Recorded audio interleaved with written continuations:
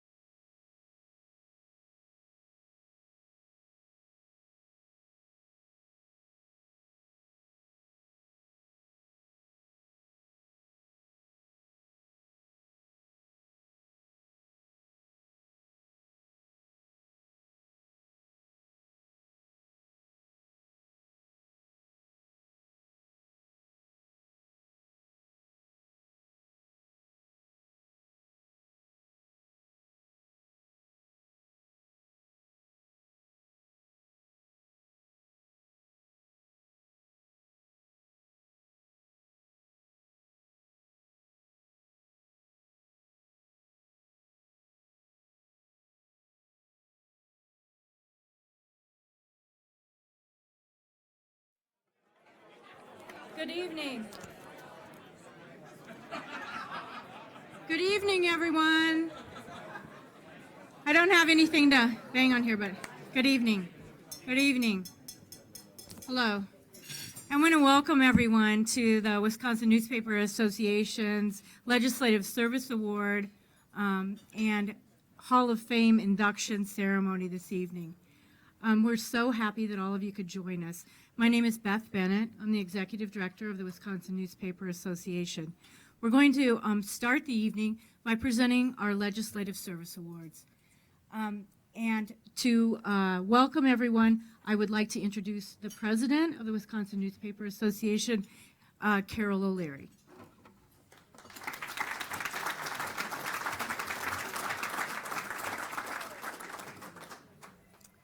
Welcome. We're really very happy to see so many people here tonight. It's such an honor for us to see everybody believe in our association and be here to honor these people who have meant so much to our association. We'll get right on with the WNA Legislative Service Award presentations, and I'd like Larry Tobin to come up to present the award to Representative Mary Saja. Larry?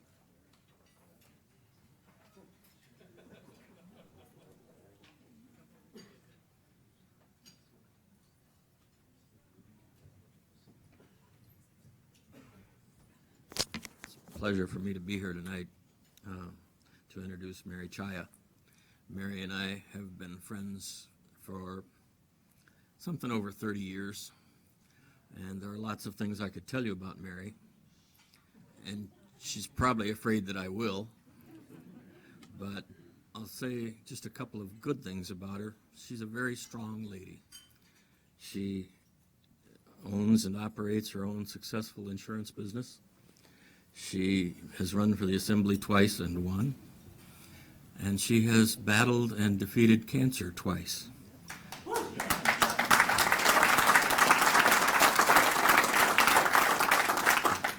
And in her very short time in the state legislature, she's been quite successful, I think, for a relative newcomer in 4 years. And one of the things that she did that was quite successful for us was she drafted and co-sponsored a bill to allow newspapers not to have to fill out that silly form every year to tell the DNR how much recycled newsprint we use. I thought it was silly in the first place because the Tomahawk Leader and at least 3 other newspapers in northern Wisconsin were publishing in 100% recycled newsprint for 2 years before they passed the law. But it didn't meet DNR's standard because it was recycled magazines. So anyway, Mary has taken that upon herself to do us a favor and has been, like I say, quite successful in other issues in the state legislature. And I'm quite happy to say that I know her and quite proud of her. And so, Mary, I think you're supposed to get a plaque.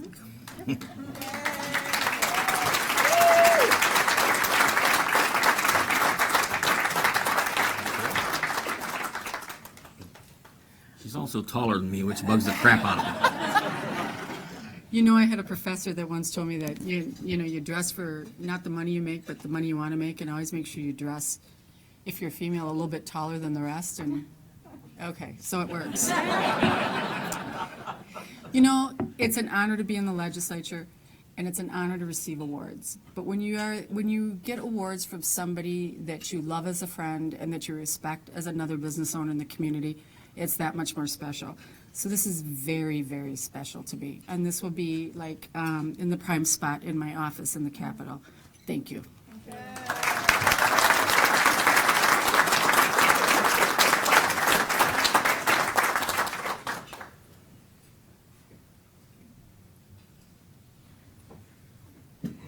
And now Peter Graskamp from the publisher of the Leader Telegram in Eau Claire will please come up and present the award to Senator Sheila Harsdorf.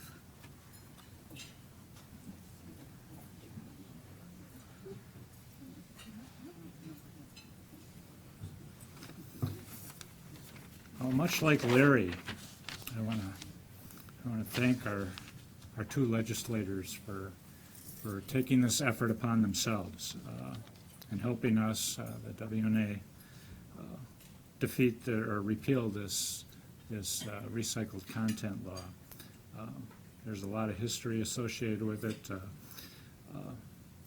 I'd like to think that Senator Harsdorf's concern with this might have to do with her service on the Natural Resources Committee during her assembly stint.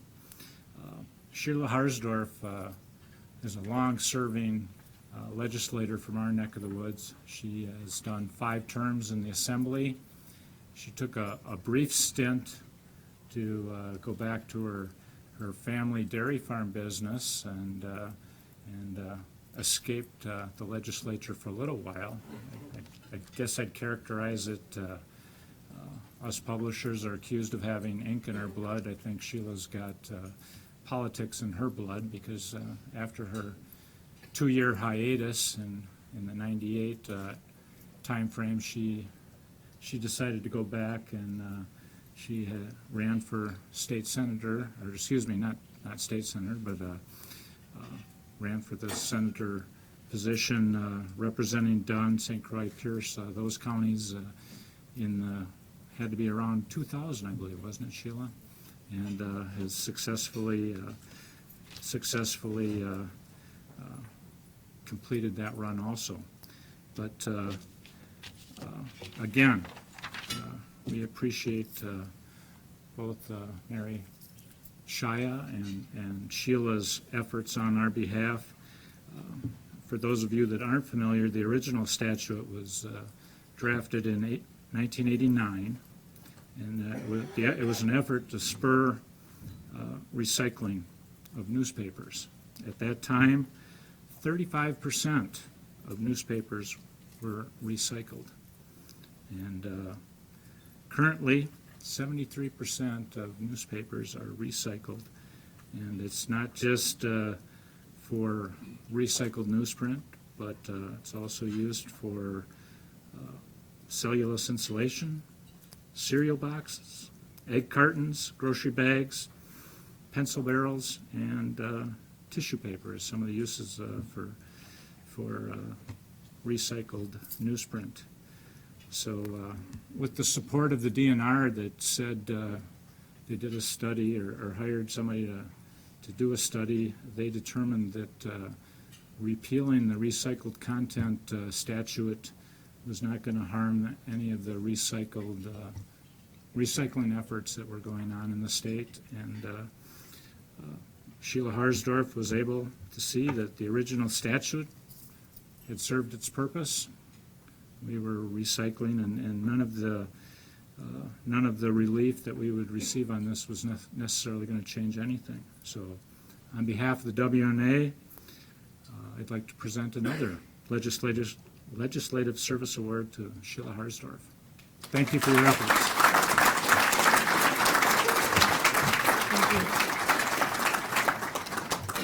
Say a few words.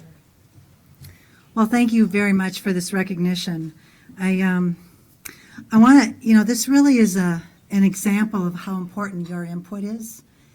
This idea, the need to address this change in the legislature actually came from somebody I think many of you know in this room, and that's Steve Zube. He actually asked me to come in quite a few years ago, and on a particular occasion, and said, and he explained the problem and how outdated it was and how it affected only if you were getting newsprint from in Wisconsin. And as some of you might know, I represent the area right along Minnesota. So if you used somebody in Minnesota, you didn't even have to comply. And so he really convinced me that this was something that was outdated and needed to be modified. It took us a while to get it done, but thanks to your help and your involvement and working together, and working with Representative Chaya, we did get it done. But it's a team effort, and I want you to remember that really is important for you to share with us. When you see things that need to be changed, either they're outdated or obsolete or issues that need to be addressed, it really is critical that you bring those issues to our attention. And then by working together, we can make the change. But it really does signify the importance of public involvement and your involvement.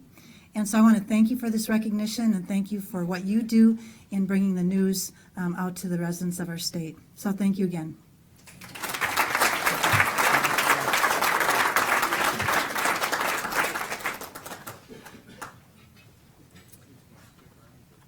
And Skip Bliss will please come up and from the Janesville Gazette and present the award to Senator Stephen Noss.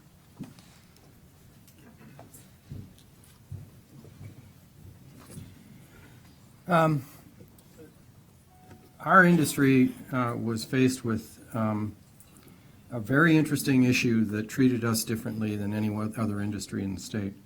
And tonight we're really pleased that State Senator Steve Noss is with us. We'd like to make it known that Steve went above and beyond the call with his sponsorship of an amendment to Senate Bill 536.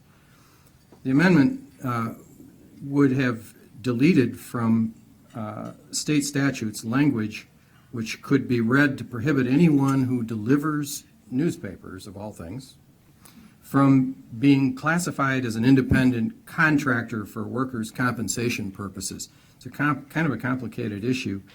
Instead mandating that they be employees of the newspaper, its publisher, or some related entity. So the treatment for workers' compensation purposes between an employee and an independent contractor is vastly different.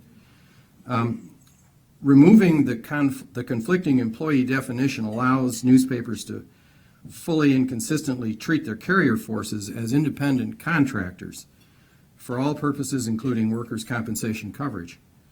Newspapers who previously relied on independent contractor definitions have gained clarity and will not face disputes with insurers regarding coverage. Newspapers who previously had paid significant workers' compensation premiums will now have the opportunity to reduce their insurance expenses and will no longer have to manage inconsistent contractual relationships. For many of you who have carrier forces, you understand what happens and how difficult it is when you lose a carrier and you're out recruiting and have to find someone who can fill that role and make sure that they're properly contracted. The bill was passed in both houses and is now awaiting the governor's signature, which we're assured will happen. It's rare that you find someone with Senator Nass's conviction who will stand up to significant pressure. Senator Nass was under relentless pressure from organized labor, who had a very vested interest in this issue, and he refused to quit. He would not give in. He dug his heels in and said no. Once labor realized he wouldn't quit, they acquiesced and agreed to passage of the bill with our provision as part of it. Senator Nass never wavered in his support of our amendment, and the truth of the matter is that he did a fabulous job on behalf of Wisconsin's newspaper industry. Senator Nass, personally, I am delighted, and our industry is delighted to present you with the Wisconsin Newspaper Association Legislative Service Award, and we all in this room offer you our sincere thanks for your tireless efforts. This bill was a big win for the newspaper industry. I got to tell you, too, cute story. I called Steve about this issue some time ago, and as we were talking about, we got the formalities out of the way, we talked about this issue, and then Steve said to me, you know, Skip, I had a terrible newspaper carrier for years. And Steve lives in Whitewater, and actually he's in my district, and he said, you know, I had a lousy newspaper carrier, but he said, you know, for years now, I've had the best guy. And he said, you know, he's always out there, he gets it, he sticks it in my tube, and I go out to get it, and he's there, I know when he's coming and everything else. This guy is great. And I said, yeah, it's because he's an independent contractor. He's not an employee. You don't want an employee, Steve. This guy's great because he's an independent guy doing his job. But sincerely, thank you, Steve, for all your dedicated efforts, and congratulations to you.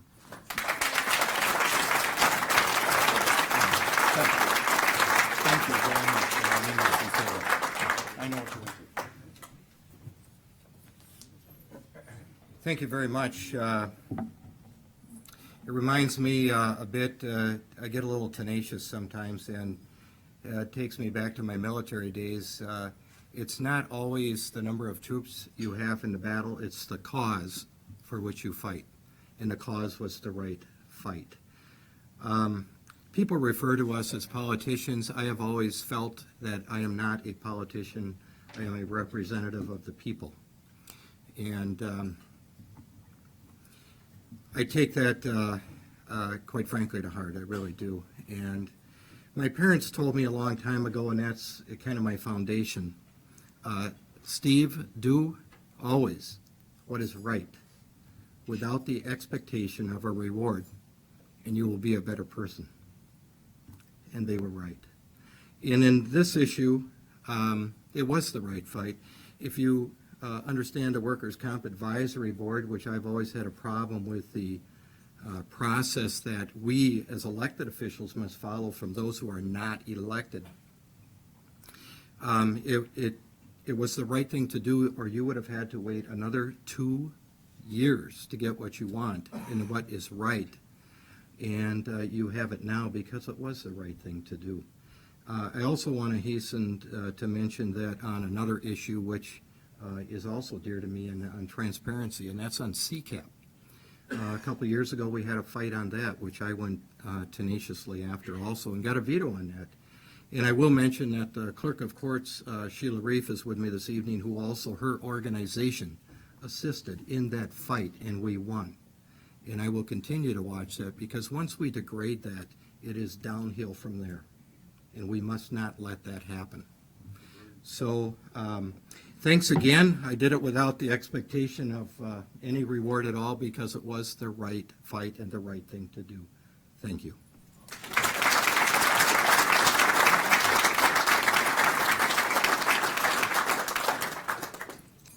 And finally, for our last Legislative Service Award presentation, I would ask Pat Riley of the publisher of the Dodgeville Chronicle to come forward. Thank you.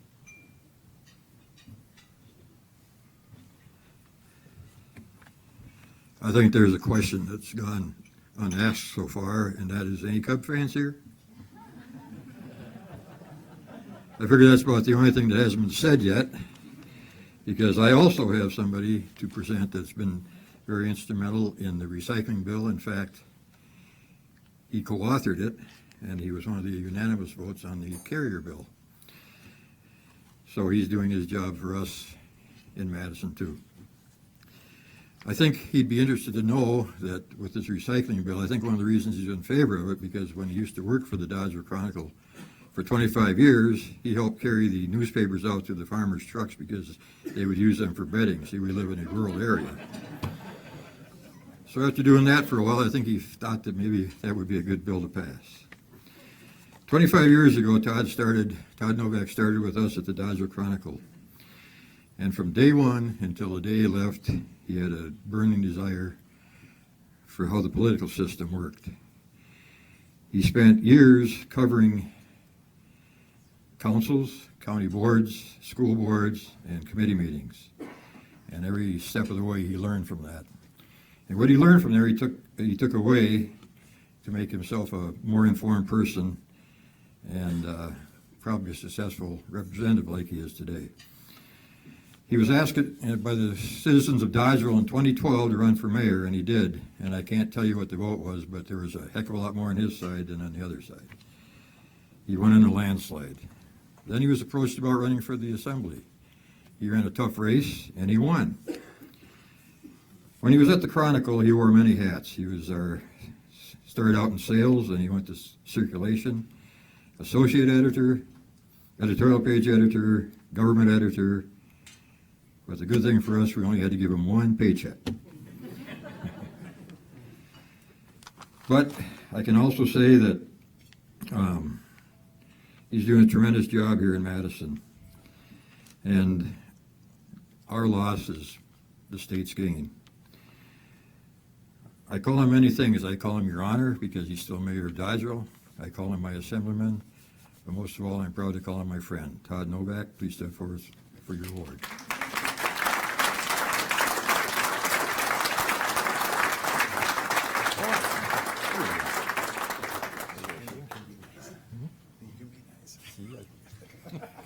You only paid me $50. Never mind. Yeah. You know, I laugh because I came to these conventions for years, and I never received an award for my writing. And I had to get elected to the legislature to be honored by the WNA. But it's a great honor to be here. As Pat said, I worked for him for 25 years, and the reason I'm standing up here is because of him, because after 25 years, one day I said, I got to get a different job.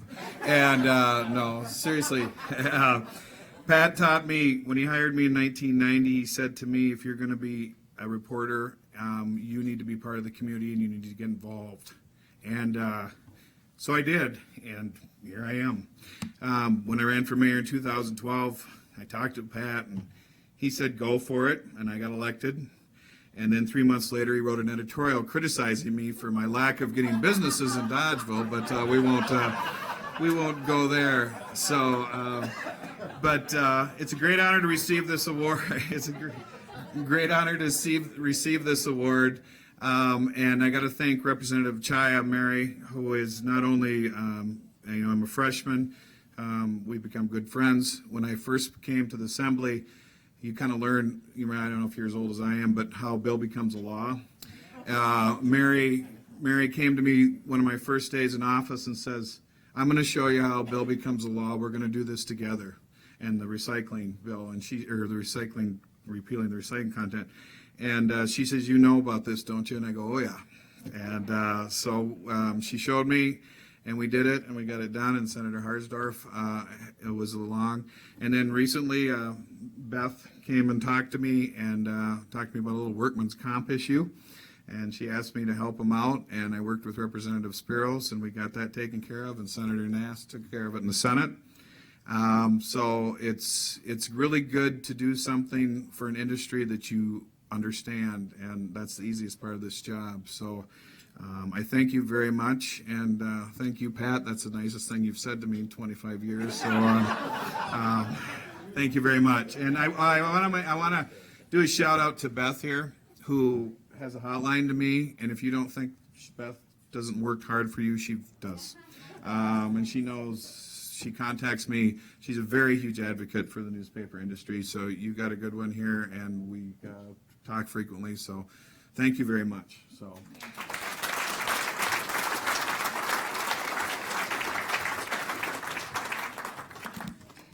I have one more introduction that I would like to make. None of our successes would be possible, and we've had a very successful legislative session in the 2015-16 session without our lobbying team, Arena Strategies. And the two gentlemen are standing right back here in the back of the room, Mark Grahl, who is the senior principal of Arena Strategies, and Sean Stevenson. They are our eyes, our ears, our legs. They're there. They're feet on the ground in the Capitol every day, and I cannot tell you what a wonderful job they do for us. So we all owe them a debt of gratitude. Thank you.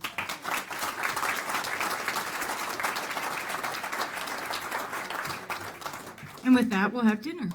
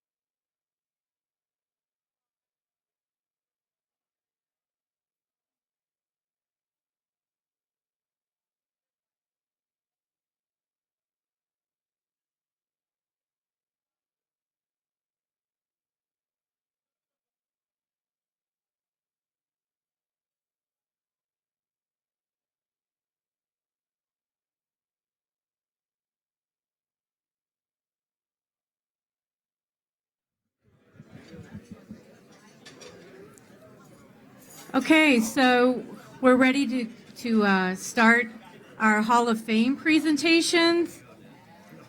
But first, a little bit of housekeeping. I hope everyone enjoyed their meal this evening. I hope you've enjoyed the evening so far. And the staff here at the Madison Club is fantastic, so we really appreciate everything that they've done.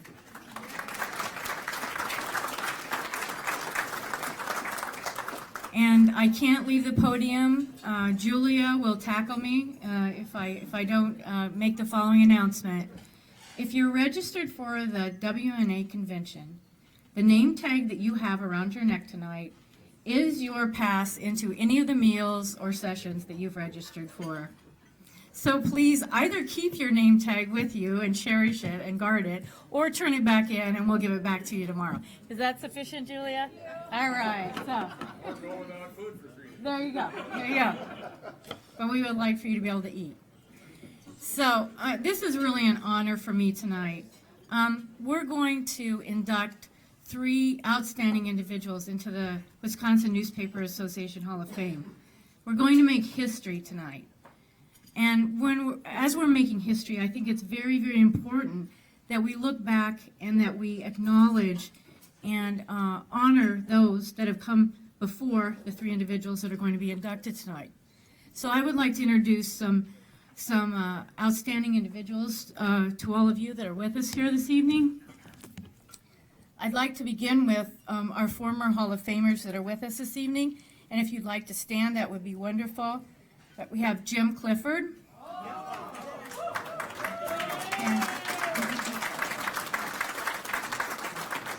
We have Dave Zwiefel.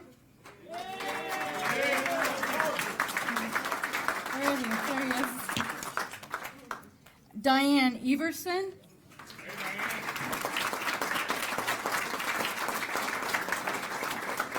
Larry Tobin.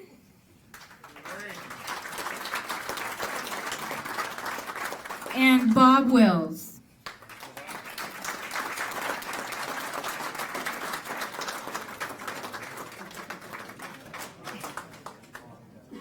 And I would also like to acknowledge all of the Wisconsin Newspaper Association past presidents that are with us this evening. And this is in no particular order, but we have Jim Clifford again. We have Andrew Johnson. We have Bob Wills, Brian Knox, Peter Graskamp, Ken Iman, Carl Herring, and Larry Tobin.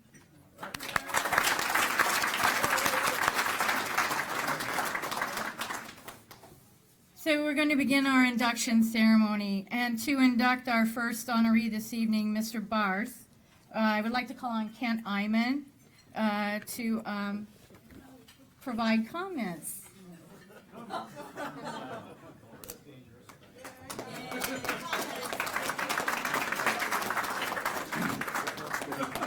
Thank you, Beth.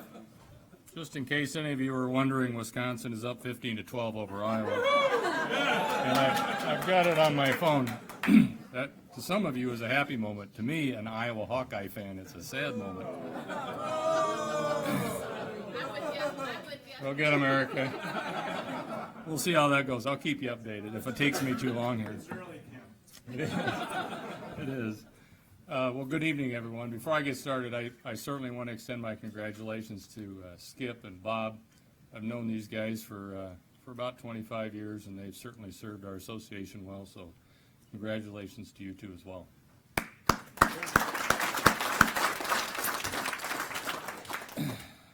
So thanks for coming, everyone, tonight. My comments will be brief, mostly because I have no idea why we're inducting Bill.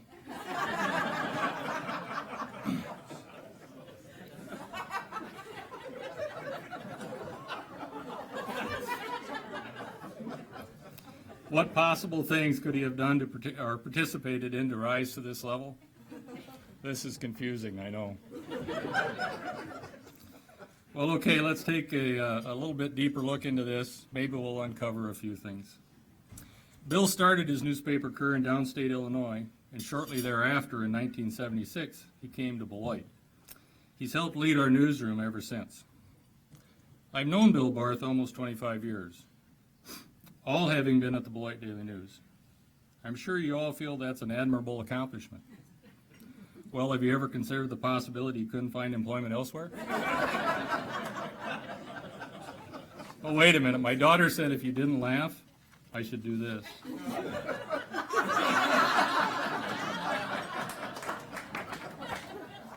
Almost forgot that part. What does that mean? I asked her, I said, what is lull?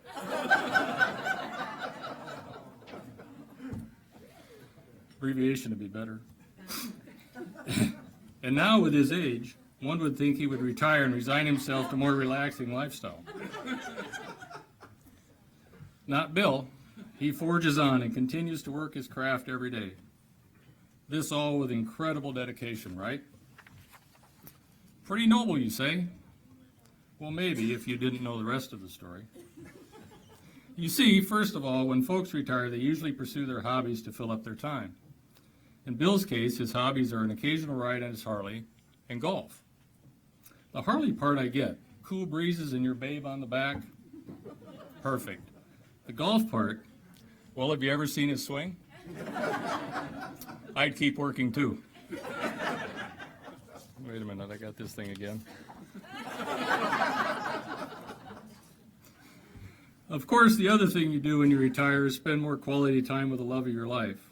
Retire together and travel the world. Well, in this case, the love of his life won't be retiring anytime soon. At least that's my guess. You see, his significant other, Stephanie Klett, is a lot younger. By the way, if you don't know Stephanie, former Miss Wisconsin, former Discover Wisconsin host, and currently a Secretary of the Department of Tourism. Yep, that's Stephanie Klett.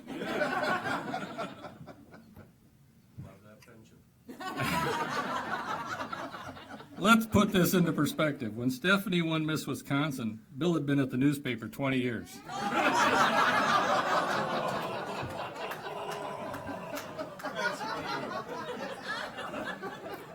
To say Bill robbed the cradle would be a bit of an understatement.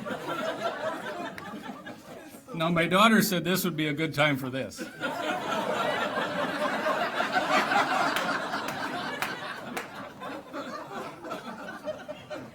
Does anybody know what OB is?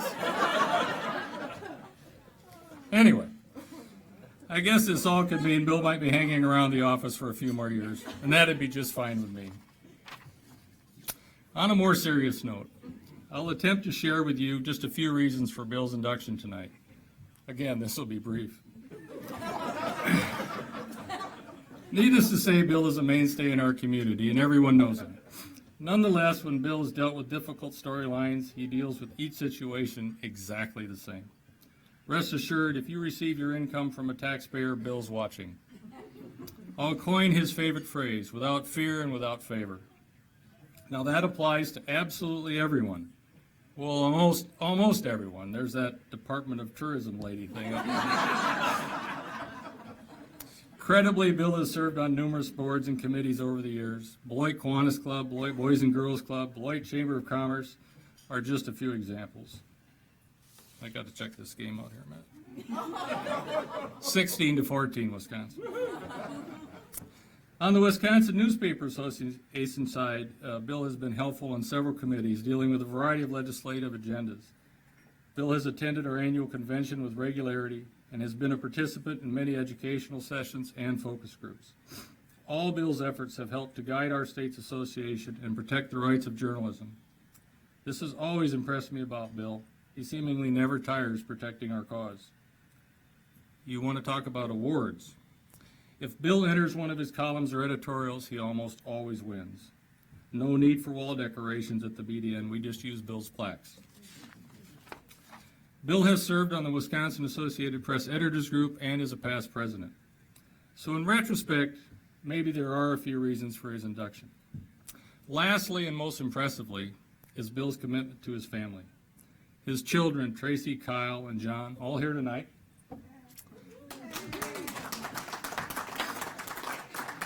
are absolutely the most proud subjects of conversation. He loves you guys and your families. Keeping family a priority with the hours this occupation requires is a real challenge, and Bill has handled this as well as anyone I've known. So it is with great honor I present to you my colleague, friend, and quite frankly, the best newspaper editor in Wisconsin, Bill Barth. Yeah.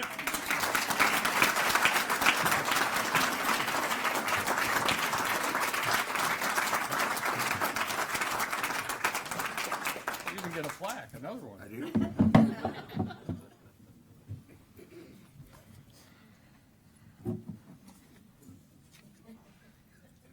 Wow, that's quite the introduction, Mr. Hyman.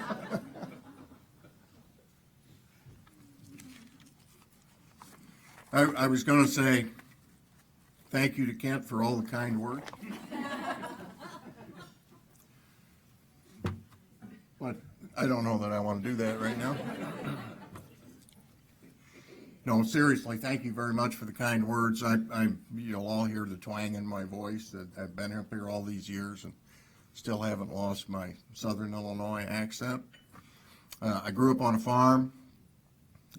My dad is still there. Lost mom last year. Dad's 89 years old. About 300 miles south. Had expressed that he wished he could be here tonight, but he's not able to travel. So I thought that I would just use some words that Dad expressed when we surprised him with his 80th birthday party and brought a whole crowd of family in. He said, "I'm sorry that my mother and father couldn't be here. My father would have appreciated and enjoyed the evening, and my mom would have believed every word." That sort of sums up how I felt when Kent surprised me at the newspaper with the announcement that this presentation was going to be made. I thought, don't you have to be dead? Or at least retired or something like that, but apparently not. And I appreciate that. I'm deeply honored with this recognition tonight, and I'm even more so to have the privilege to stand tonight with people the caliber of Skip Bliss, Bob Dreps. Seems to be a good place maybe to throw in a story. A few years ago, I was at an event similar to this. I think it might have even been a WNA event. Tommy Thompson was speaking. And as Tommy was walking around, he stepped down from the podium, came out a little bit towards the crowd, and he looked over at me and nodded and said, "Hi, Skip."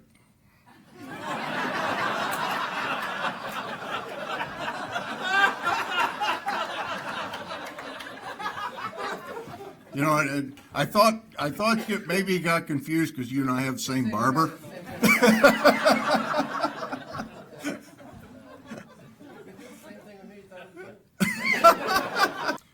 The Gazette's a fine newspaper. Bliss Communications is a fine organization, and it's proud to stand tonight and go into this Hall of Fame with somebody of Skip's caliber. Bob Dreps is an amazing guy. He is, I think we all in Wisconsin in the newspaper industry count Bob as a friend, as well as the go-to guy when we're in trouble. And we're trying to figure out a way to get government folks to abide by the laws that they passed. And Bob is always there for us. As a matter of fact, Bob and his colleague Dustin Brown have been representing the Daily News in enforcement action in Rock County Circuit Court for, my God, Bob, this thing's going on forever. But we did oral arguments recently, and hopefully we get a ruling soon. And this is Bob. He's our guy. He's the one who's always there. As for myself, this is one of those things in the daily grind of newspapering. When you hear about you do something you don't normally do, and that's take stock. For me, it's a reminder that the beginning of this ride was a long time ago, and the end is a lot closer than I wish it was. So I wanted to take a minute. Kent already kind of did things and to a degree introduce the most important people in my life, but I want to do it. And when I call your name, you're going to have to stand up, whether you want to or not. You have no choice. My lady and the love of my life, Stephanie Collette, who many of you know is the Secretary of Tourism, and as Kent was talking about, she's much younger than I am, so this is my pension plan. Tracy is a smart one in the family. She went into the finance industry, where they back a dump truck up to your house and dump money. And Tracy flew in today from sunny Orlando, Florida, just to enjoy a Wisconsin winter day. My older son, Kyle Barth.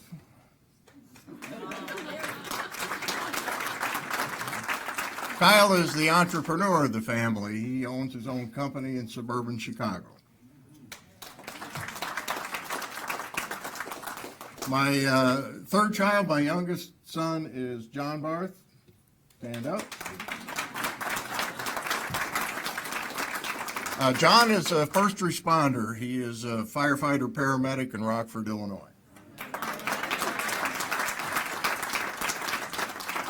And John's lady, Amanda Tucker.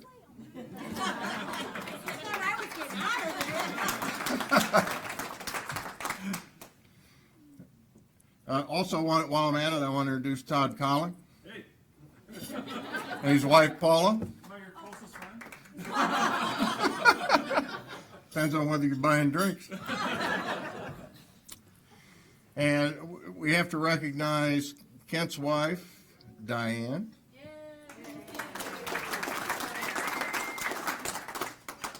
She's undoubtedly too good for you, Kent. Love you, Bill. Honey, I know you do. And from our staff, our lead designer, Erica Pennington, and her husband, Matt Mathis.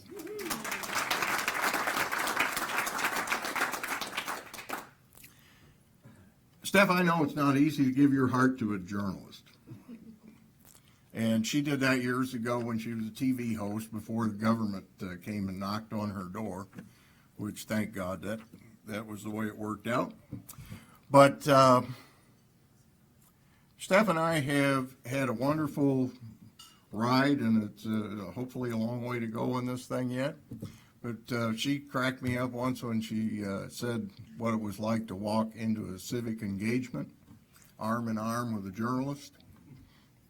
She said, "Wow, I hug a room, you empty it."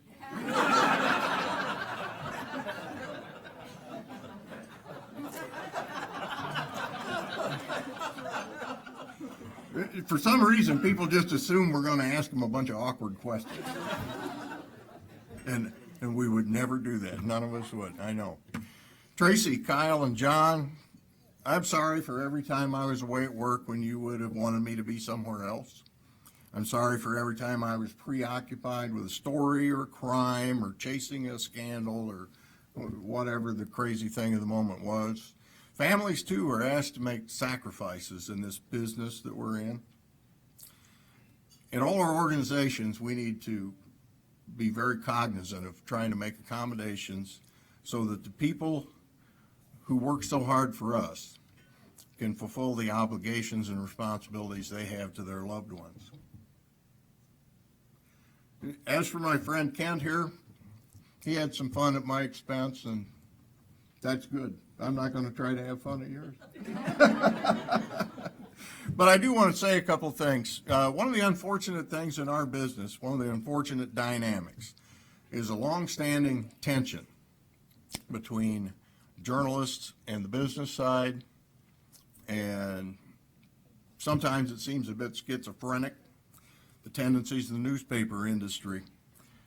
In the majority of enterprises, if you're building widgets, and everybody in the building is all involved in selling widgets, and we're not thinking about other things. It's just all about widgets. We have a whole piece of the enterprise in journalism that comes to work every day and chases things that may or may not be helpful to the bottom line. We've been likened to a herd of cats wandering off in all directions, sometimes almost in defiance of what is in the best interest of our operation.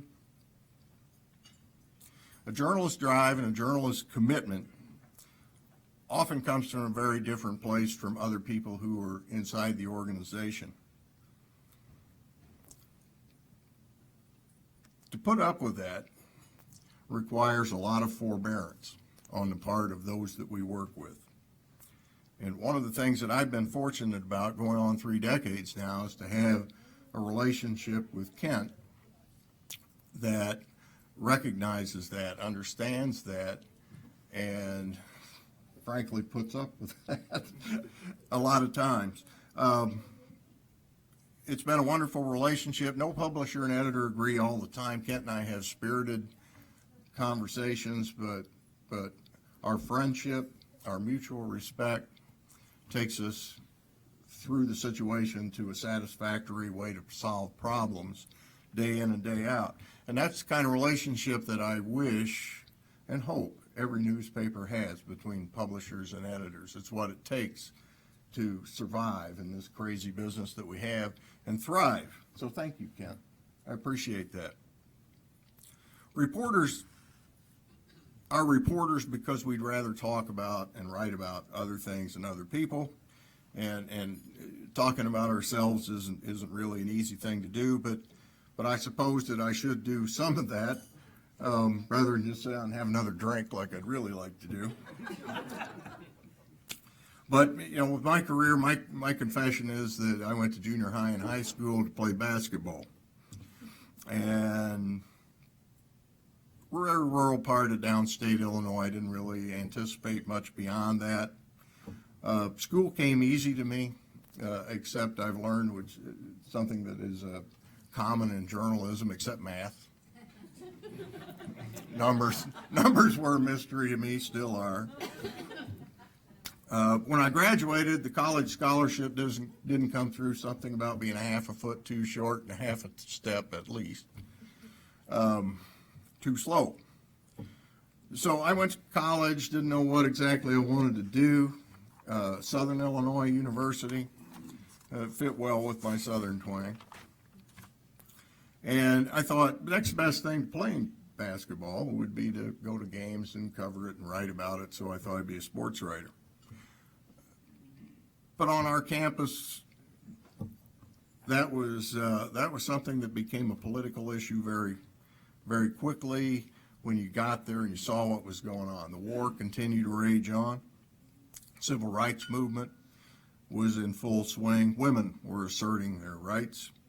College campuses were hotbeds of rebellion over people who had been frozen out of society for so long. We had National Guard troops on our college campus while I was a student, called in to quell disturbances. When I became an upperclassman, Watergate entered the conversation. My days of wanting to cover sports, Seinfeld might say, not that there's anything wrong with it, but it gave way to feeling more politicized, more engaged in news, more believing in opinion writing, more believing in the opportunity journalism presents to make a difference. For better or worse, that's how I've tried to conduct my career. First reporting for Howard newspapers, long gone now, in downstate Illinois for a few years. Then a colleague of mine called up, asked me to come to Beloit, and I did. I thought I'd be there about 5 years. It'll be 40 soon. But you know, everybody finds a home. Somewhere, sooner or later, we all find a home. I found mine in Beloit. And one thing I should add here is a lot of people, you know, if you live here, you live there, you live in Madison, you live in Rhineland, or wherever you may live, it may be all you ever hear about Beloit is once in a while we're in the headlines because somebody got shot. And, you know, that's not what we're all about. Beloit is a community that has made more transformation in the last few years than I'll bet darn near anybody else in the state. So I love Beloit. Stephanie is a great ambassador from Beloit.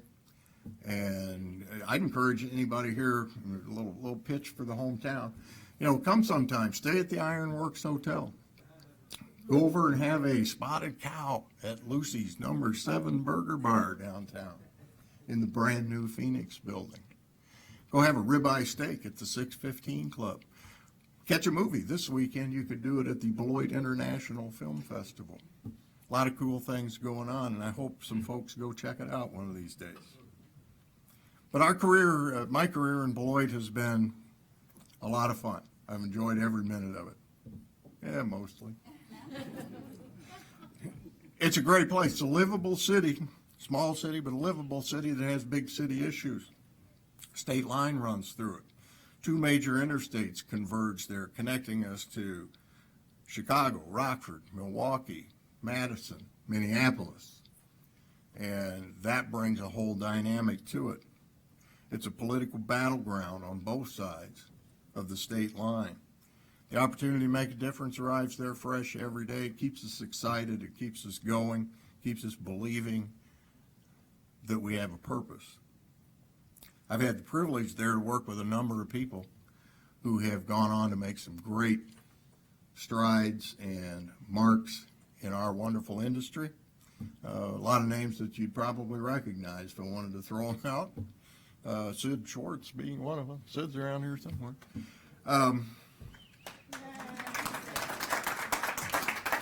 Okay, here's another one. Jim Stengel in the Milwaukee Journal-Sentinel.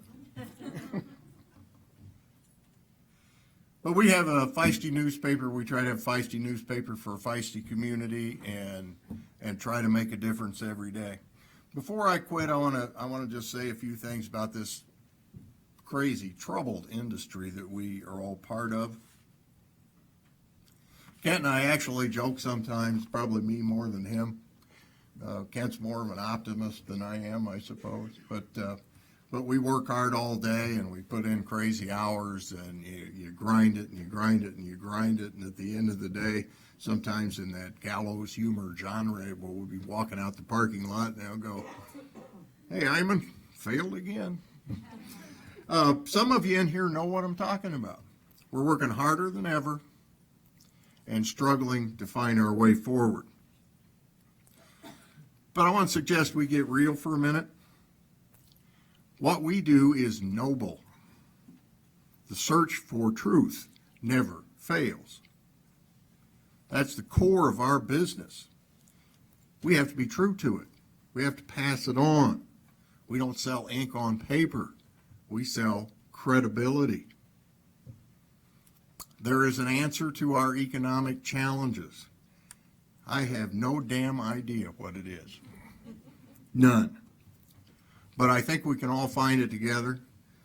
More than anything else, I think the talented young people that are in our business these days, like Erica Pennington over here, very technically savvy, very smart, very energized.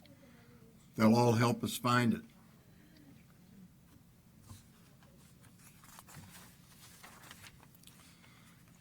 Speaking of which, one of the things that we need to do a lot better job of is to find and nurture those kids who were like I was back at Southern Illinois years and years ago, when I badly believed that making a difference was what I wanted to do. There are kids like that right now. Success requires talent. We're not doing enough to attract and retain and reward it. Invest in talent. We're not very good at marketing ourselves either. I know that very well because I spent a lot of time with a master marketer for the state of Wisconsin, whose only real job is to make people believe that Wisconsin is the place to have fun. And she does a great job of it. We need to do a lot better job. We're letting other people define us. Talk radio every day spends hours telling everybody the media is the enemy. We're bad. The media is the enemy.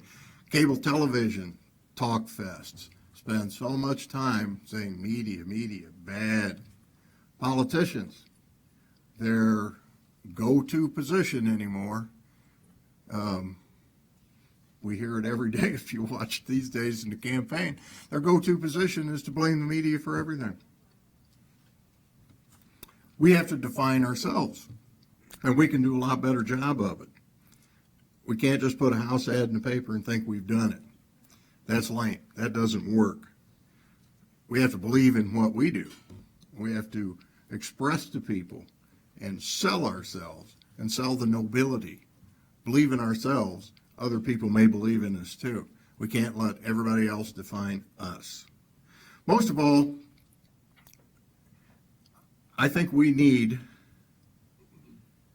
to believe in and pass on what I've been telling rookie reporters for a lot of years now, and adjust numbers here and there, but they're roughly, goes like this, there are roughly 7 billion people on the planet today, and any number of those people would die or kill to have what our young journalists have when they come in the door and they get that job.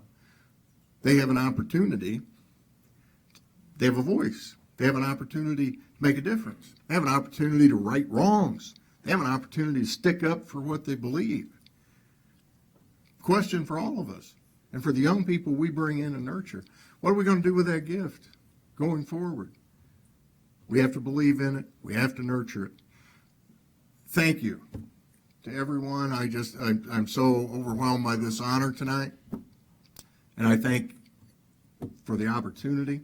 Thank everyone for the opportunity to be here. And I thank God for the opportunity to be a journalist and do what I can to make a difference. Thank you.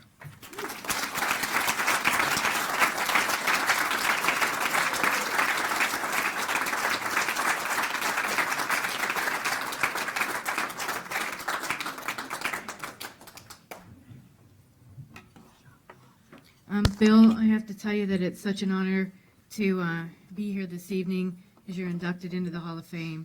The primary responsibility of the Newspaper Association is to advocate on behalf of newspapers and on behalf of advocacy and openness, and in turn we're advocating on behalf of the citizens of the state of Wisconsin. And I can tell you that Bill is like a compass. If something's starting to break and his email hits my inbox, I'm like, here we go. We know. Because he's always right on it, like, Beth, this is not good. or this is something that we need to look at. So I thank you so much for everything that you do. Our next inductee is Skip Bliss, Sidney Skip Bliss. And Skip, we have Scott Angus, your longtime editor, here this evening to present comments for your induction.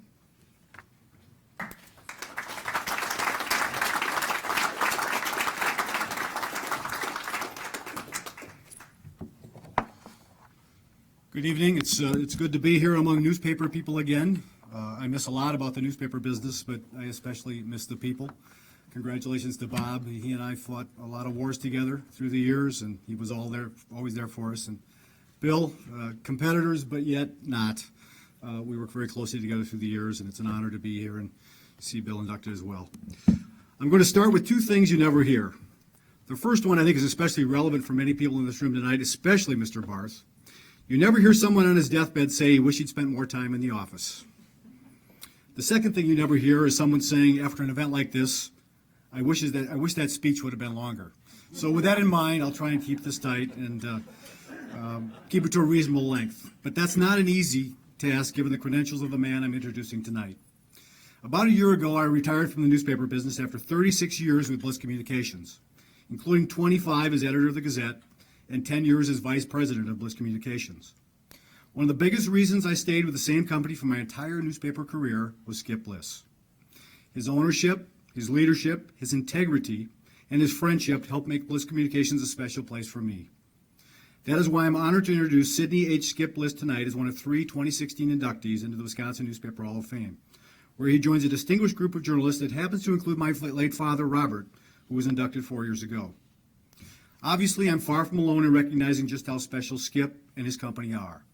Bliss Communications is known for many things, including operating great newspapers and radio stations, but it's also known as a place where people go to work and stay for years, if not decades. I was not alone. They stay for the culture, for the quality, and for Skip. In my 3.5 decades in the newspaper business, I worked with many editors and executives from many companies. All of those companies had their strengths and weaknesses, but few, if any, had the personal touch and commitment to excellence that can be found at Bliss Communications. And for the last few decades at least, Skip Bliss has been the man most responsible for what makes Bliss Communications special.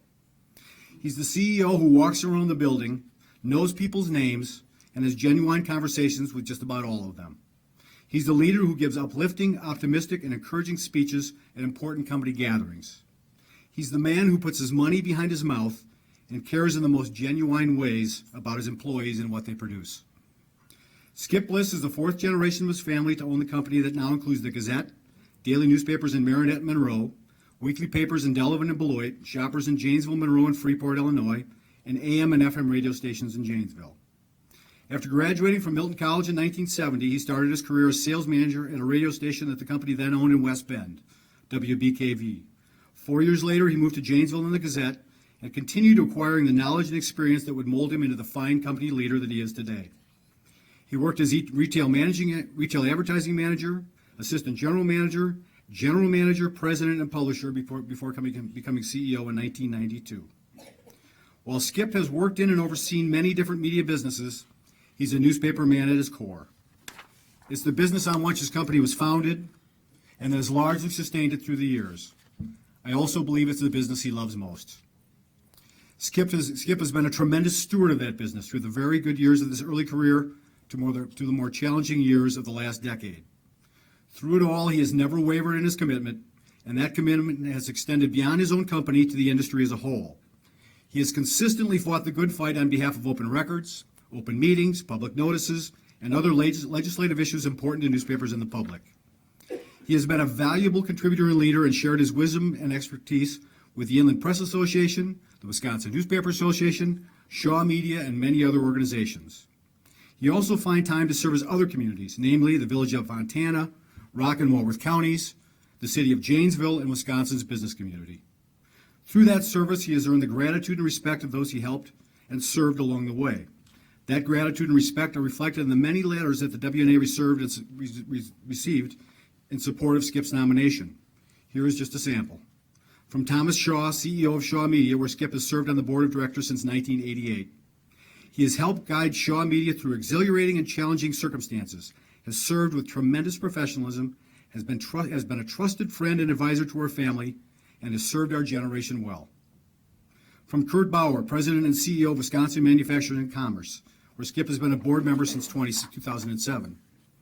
He is a proven community and statewide leader worthy of recognition by his peers in the Wisconsin Newspaper Association.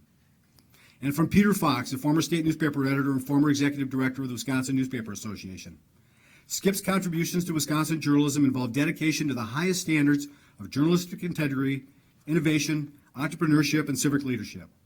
But they also include mentorship and selfless sharing, traits I witnessed firsthand in working with Skip during my tenure as Wisconsin Newspaper Association Executive Director.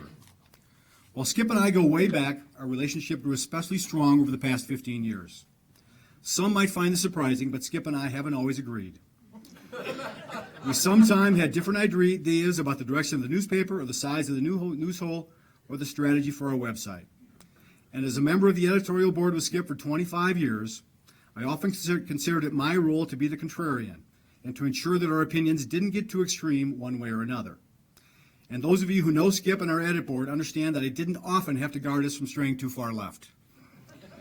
True story. The last time the Gazette didn't endorse a Republican for president, it endorsed a Whig. No kidding.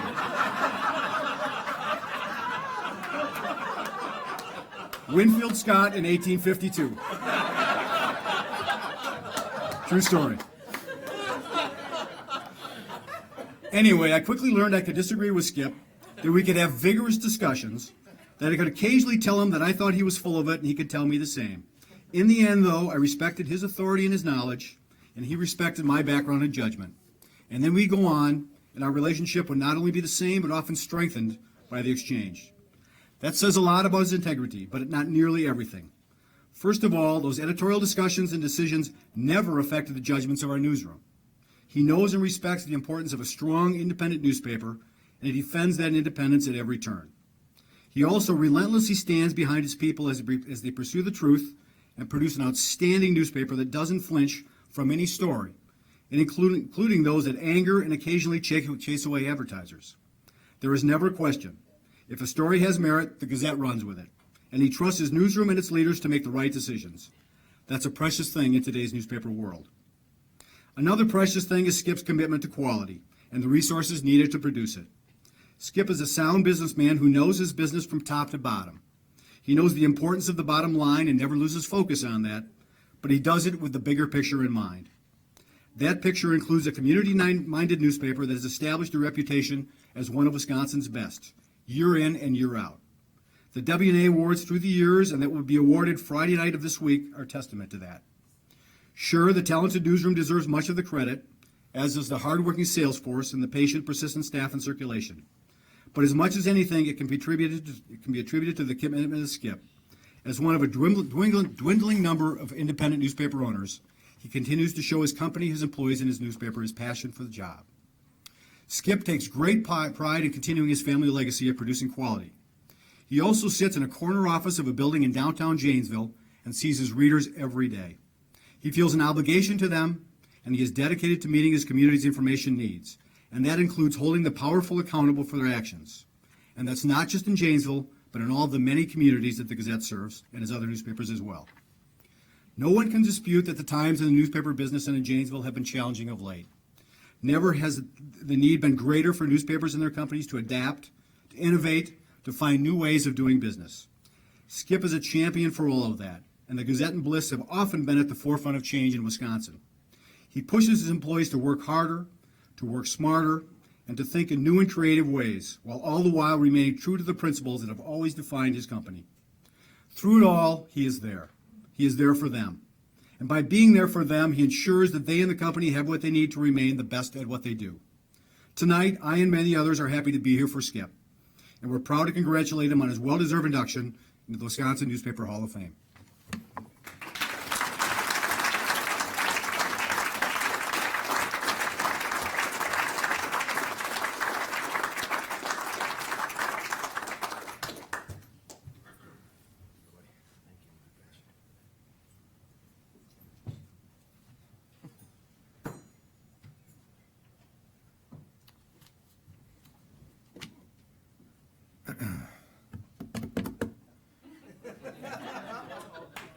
Thank you.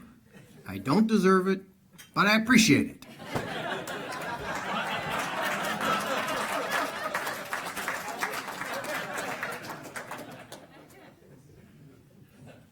Bet you all hoped that was for real, huh? It's not.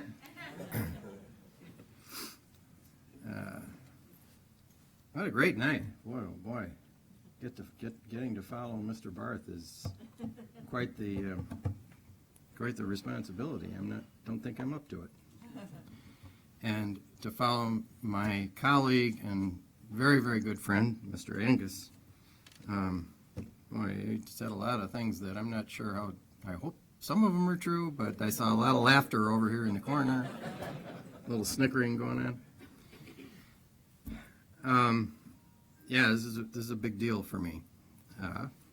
You guys are my compadres, and I've been through some of these kinds of things before, but they never had quite the meaning that this does to me because of the proximity to which I work with all of you. It really is a special event for all three of us.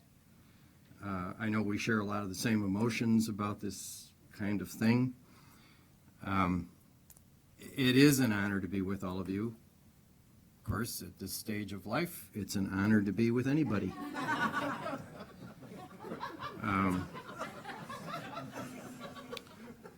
And I thought that as I kind of go through this, and I'll try to do it before you're all out of the room, or I have pushed all of you out of the room. I thought that I would interject a couple of things as I go along here, because if I don't do anything but sit up here and talk about all the wonderful people and things that I've had the pleasure of being around, and talk about myself without interjecting some of Mr. Barth's levity and certainly Mr. Iman's humor.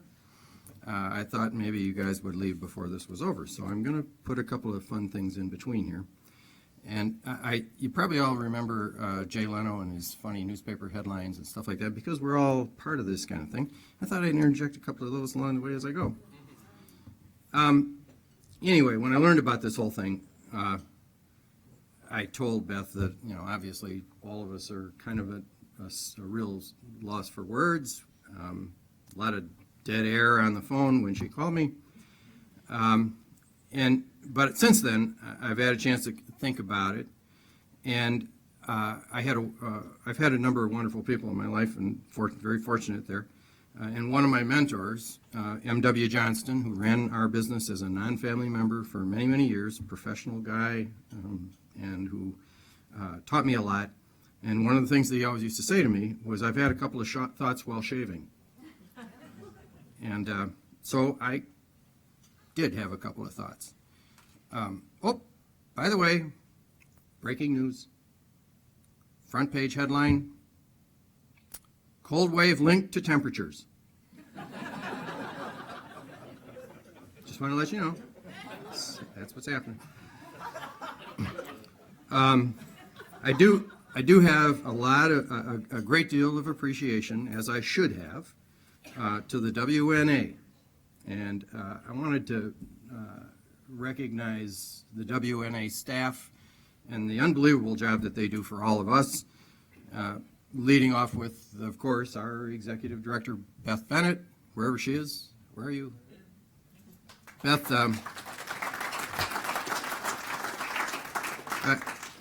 Beth's the best that there is in this business in what she does.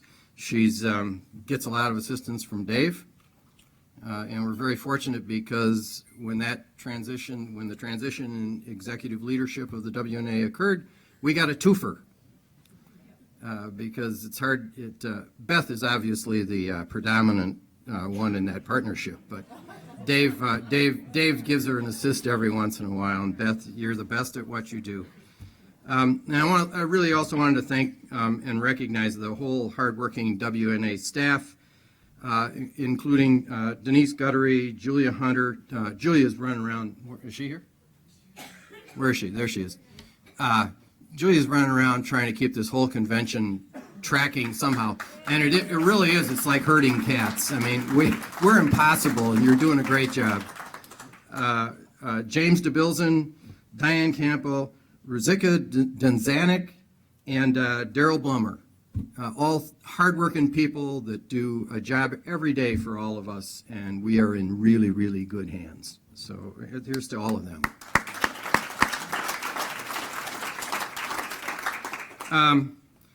I also wanted to thank whoever it was on this WNA selection committee for the Hall of Fame. You know not what you did. Maybe you do. Also, there are some people who had something to do with me standing up here tonight, and one of them is a dear friend that has been a friend of mine for many, many years. Diane Everson. Diane and her family own the Edgerton Reporter. She's been just a tried and true person to me over the years and to so many other people in so many different ways. I've known her and her family, her mom and her dad. And as the publisher of the Edgerton Reporter, Diane's just been an unbelievable advocate for newspapers locally, in terms of the state of Wisconsin, as a member of NNA and its board, the Inland Press Association. This woman, I'm telling you what, she is a doer. And she's generous, hardworking. She is a community leader in the community of Edgerton. Diane, I just can't say enough, and I just want you to know that your friendship means a lot to me.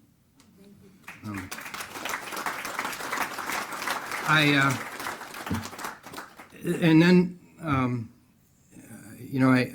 got to say something about the guy that was up here a minute ago, started talking about me, because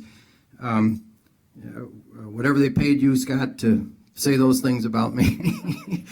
It wasn't, I mean, thank you, and thank you.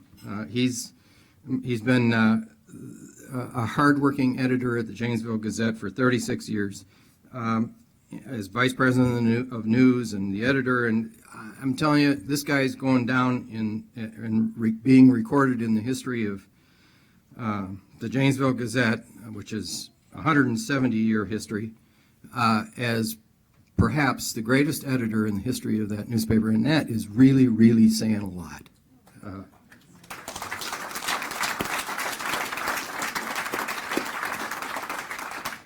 He's a gifted writer, a marvelous coach, and a superb editor who always understood the importance of getting the story right. And, I'm pretty sure that that's what this business is all about. Scott's dad, Robert Angus, longtime editor of the Daily, Jefferson County Union, was inducted into this Hall of Fame in 2012. And I got to say to you guys, I have absolutely no doubt but what Scott Angus is going to join his dad in the very, very near future in this Hall of Fame as well. I come from a long line of Blisses. And I don't know, my great-grandfather bought the newspaper in Janesville in 1883. He was in the saddlery business. What prompted that? I have no idea. I guess maybe the car was coming along and horses didn't look so good or something. But it's 5 generations. And it started with Levi Alden in 1845. Oh, wait a minute. Something else going on. Oh, breaking news. Dr. Ruth to talk about sex with newspaper editors.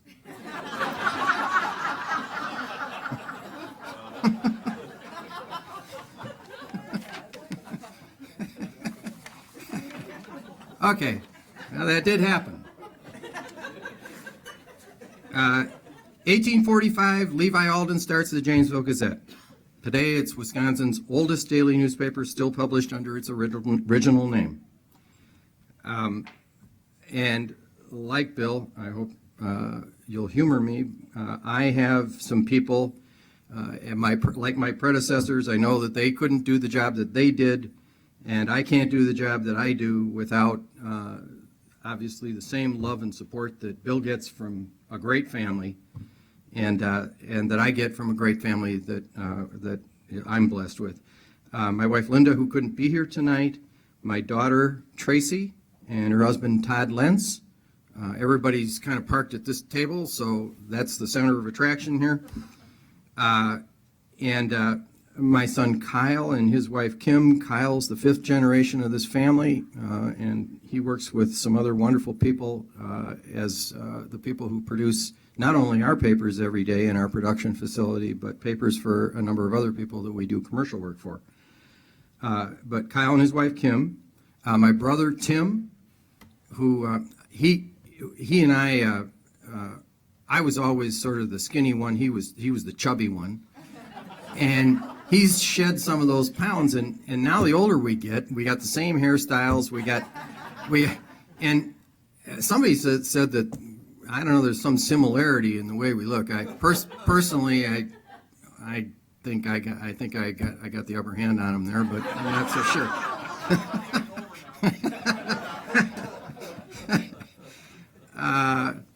And then there some of you may not have noticed that for the most part this is an adult gathering this evening, but there are 2 little people, and I got to tell you that they are, and thank you all for your patience as it relates to that, because but however, I will tell you they are better behaved than at least my brother and I, and.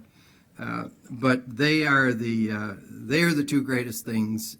They call my wife and I Nana and Papa, and their names are Leighton and Tierney Lentz. And they have been patiently watching all of this, and they do their Papa proud every day. Anyway, thanks you guys for your love, your patience, and the fact that you enable me to do what I do every day. And I love you all very much. Also in the thank you column, breaking news, time out. My goodness sakes. Headlines, if strike isn't settled quickly, it may last a while. Oh, God.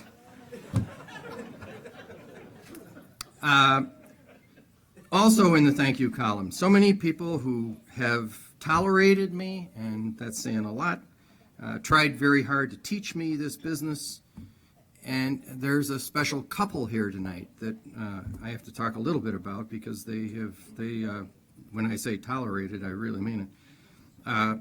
People like Jim and Mary Ann Warren, they're here tonight, and in a moment of sheer madness, they took me into their home to live with them my freshman year of college. I spent a whole collegiate year with Jim and Mary Ann and their family, and they had small children at the time. I was, I guess, maybe the raucous big brother to some of those kids. I had a lot of experiences that a young college guy kind of thinks back on every once in a while. I'm not a young college guy anymore, but I was then.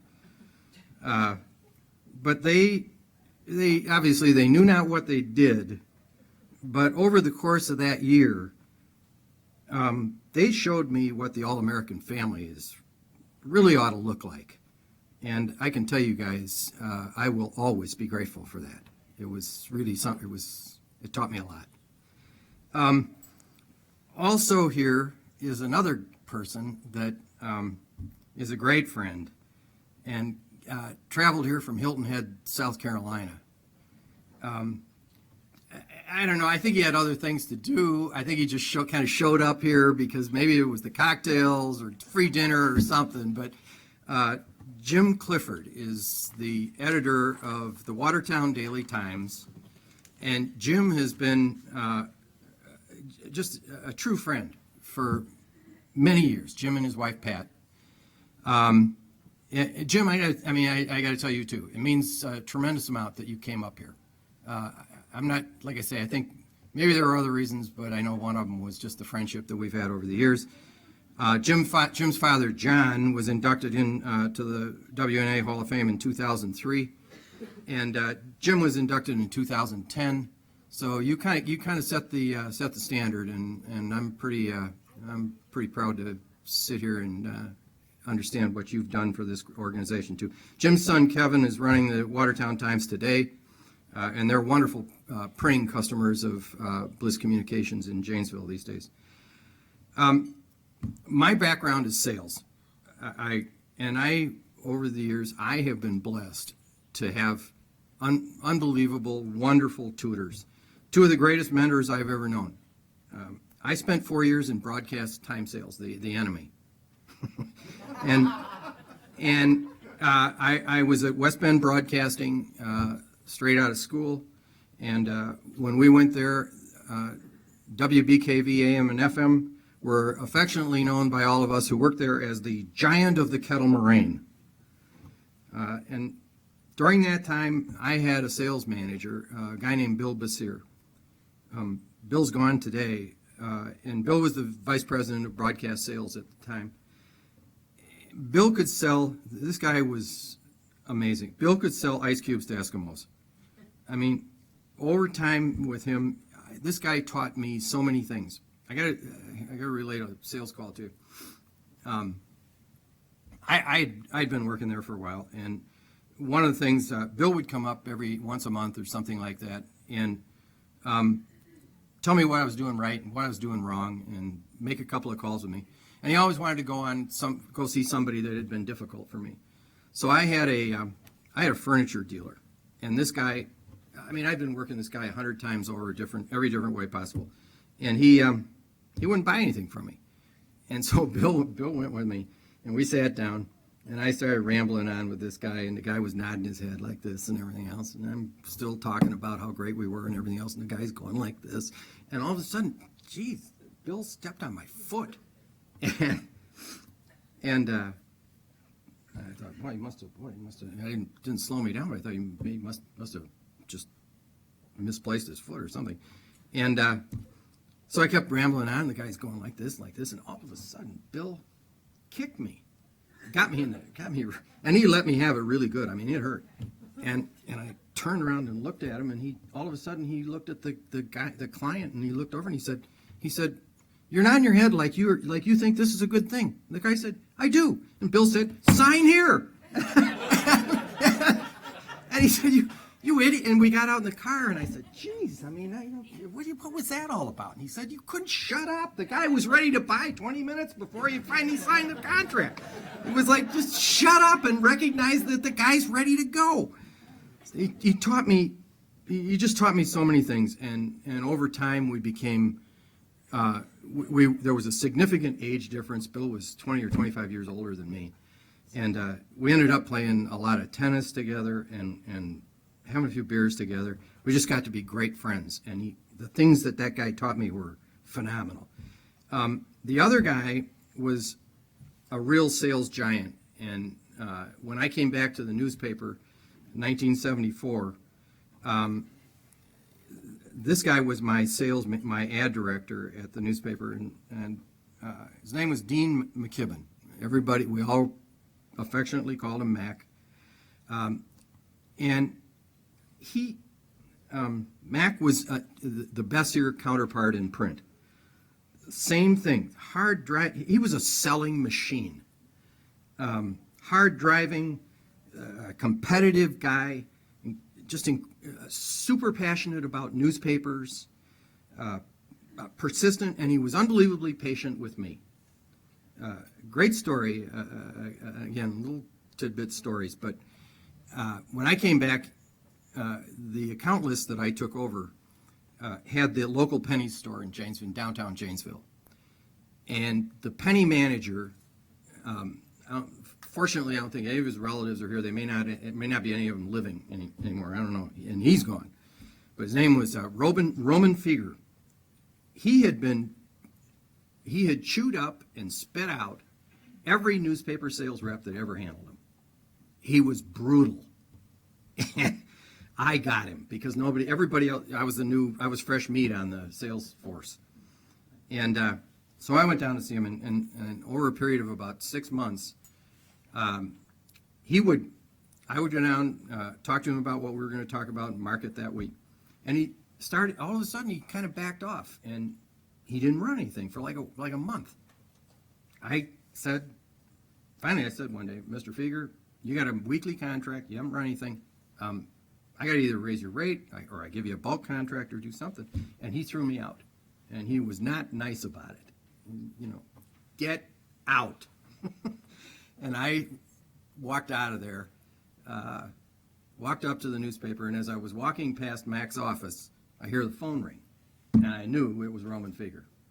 And I went and sat down at my desk and thought, oh my God, I just cost the newspaper the biggest accomplishment.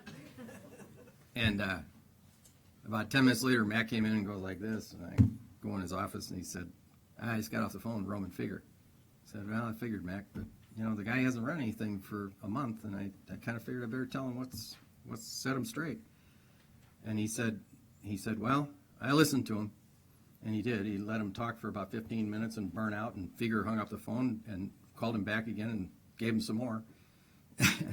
And then Mac said, you know what I told him? He said, that kid did the right thing, and he said, I'll call you and let you know when I'm going to let you back in this newspaper to advertise.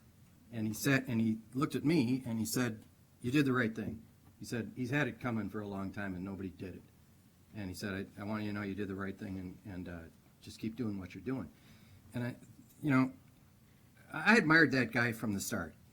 And again, just like Bessier, over time, the two of us, despite a big age difference, Mac's 85 today, and he and I became great friends, and we still correspond today. And I just bring these guys up because they're real life stories about how important it is for young people in our business to get mentored and coached as they grow. I mean, you can make a big impression, and I think it's important. You know, it's a tough business, just like Bill said, and Bob, you know it. Just about everybody in this room knows it. So, you know, patting them on the back once in a while, letting them know that we care about them is really important. I wouldn't be here. Our management team, matter of fact, I think we've probably covered our dues to WNA for some time to come with the substantial number of people that I am so fortunate that came up here for this event tonight. But our management team's here tonight. There's a whole bunch of them. There's too many to spend time introducing here, but incredible people, just like all the people that work for them are, and I get to work with them every day, and it's the reason I'm here. A number of them were commenting a couple of days ago at the newspaper, and I said to them that, you know, oftentimes for a whole variety of reasons, I get to be kind of the face of the newspaper in the community, but it's really all of them that do the heavy lifting. And I try to make sure that the community understands that there's not much I do, that these guys are the guys that really get this newspaper going. They're an exceptional group of people. I'm so proud of them. And you're going to see examples of the excellent work that is done at the Gazette every day throughout the course of every year on Friday night at the convention. Breaking news, breaking news. Coming right out of the Middle East, Iraq head seeks arms. Oh.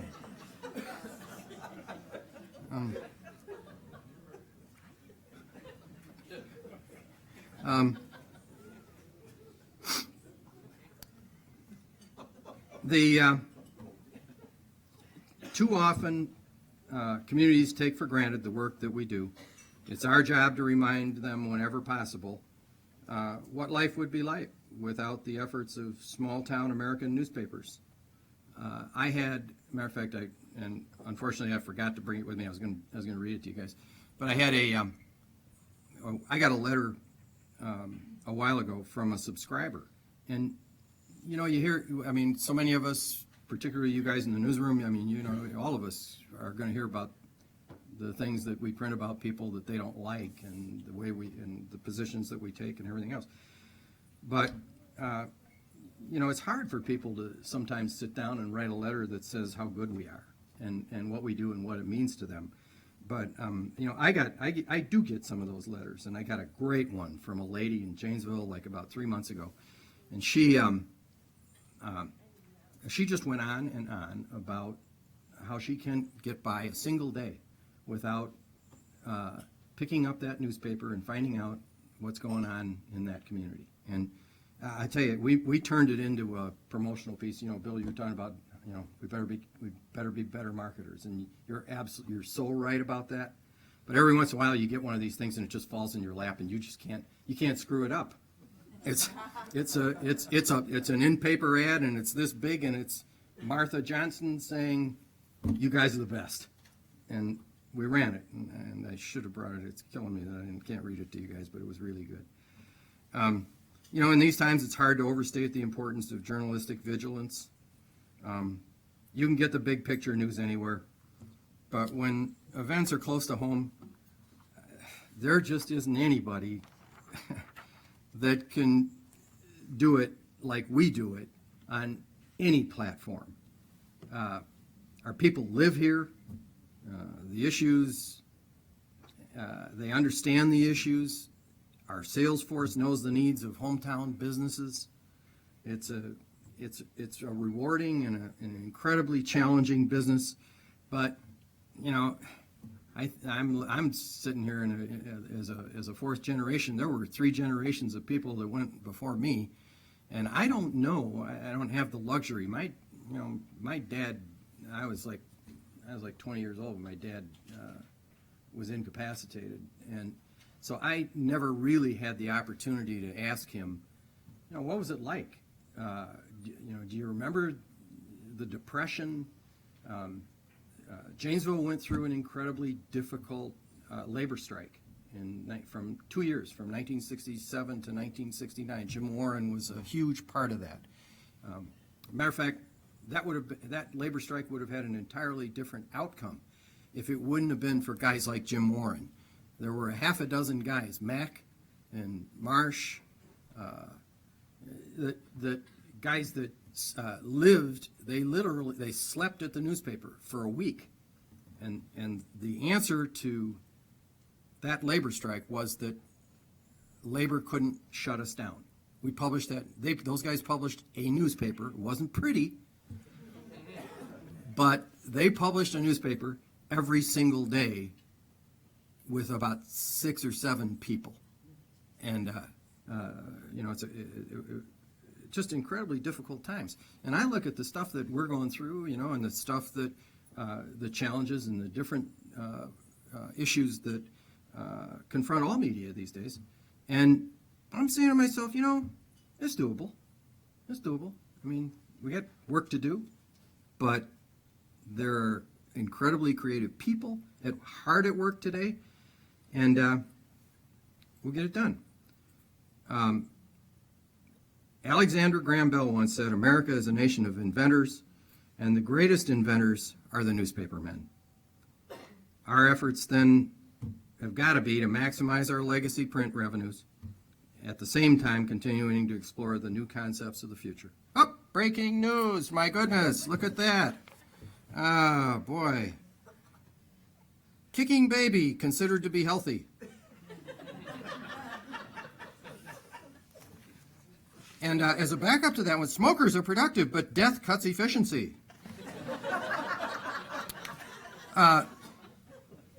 This one comes out of England, from London. Enfield, London. Couple slain. Police suspect homicide. And then there are, not to leave the advertising people out of this, but, the humor in classified ads. There's some really fun stuff. The Columbia Journalism School collects all this stuff, so I got it from a reliable source. Free puppies, a classified ad. Part German Shepherd, part dog.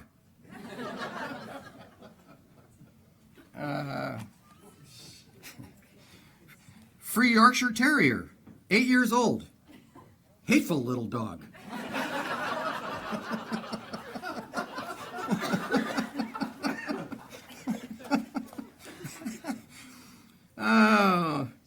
Whirlpool built-in oven, frost-free.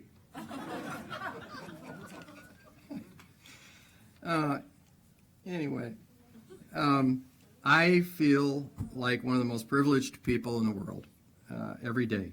I've got the opportunity to do what I do, and along with that comes all these awesome responsibilities that everyone in this room knows we share. Our companies are institutions within their communities, and there is no one who can influence the common good like we can. And I think one of the great examples for all of us, and that we can all stand up and beat our chests like, yeah, took place last July when legislators attempted to restrict the long-standing history of open and transparent government records in this state. It was an obvious attempt to do it under the veil of the 4th of July weekend, and at a time when perhaps there was a thought that we would all forget about it. Newspapers across the state went crazy, rallied, and informed readers throughout the state of Wisconsin like nobody else can do. And the public outcry was nothing short of stupendous. It was indeed proof positive that we are alive and well, and I'm telling you, oh so important. We are the people's eyes and ears and voice. Always have been, are today, and will be tomorrow. Tell the truth, challenge the naysayers, report the thrill of victory and the agony of defeat, and do it all with real passion. We must do these things better than anybody else, continue to develop the new and the innovative strategies that will be the pathways to the future. Digital world all around us, new and different generation of journalists, developing the content and monetary strategies we're all going to need to be successful. In the meantime, let's just stay true to the mission of service to our communities, be sure we believe in ourselves, and do business the way our readers have come to believe in us. After all, try leaving the Walgreens insert out. Or put the newspaper on the doorstep an hour late because we had a power failure. And you're going to find out real quick how much that reader values that newspaper. We are the storytellers, always will be, and will be the trusted and respected authors of the great American story. I got to leave you with my very favorite classified ad. Miscellaneous for sale. Husband for sale, cheap. Comes complete with hunting and fishing equipment, 1 pair of jeans, 2 pairs boots, black Labrador retriever, and 50 pounds of venison. Pretty good guy, but not home much from October to December and April to October. We'll consider trade, call evenings, 475-7576. Following that is a retraction of husband for sale, cheap. Everybody wants the dog, not the husband. Thanks for the calls. Thank you all very much. I'm very honored.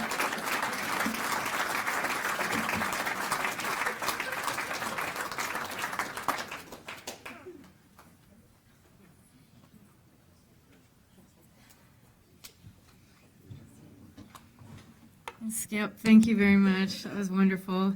Thank you for your kind comments. Thank you. Thank you for your comments about my husband, Dave, who I'm proud to say led the Illinois Press Association for 24 years prior to me coming here. And when I arrived in Wisconsin, he said, one of the best things you can do is meet Skip Bliss because the two of you knew one another, and he will guide you. And you have done that, and I appreciate that very much, very much. So our final inductee this evening is Bob Dreps. And you need no introduction, right, Bob? But you will get one. You're going to have an introduction. We all know. And Bob, when I took over with the WNA as well, I would say, well, I think it should be this way. And Bob would say, well, that's really okay. You do that in Illinois, but you don't do that in Wisconsin. So, so I had my lessons quickly from Bob, but I have appreciated everything and all the guidance. So inducting you this evening is our president, Carol O'Leary.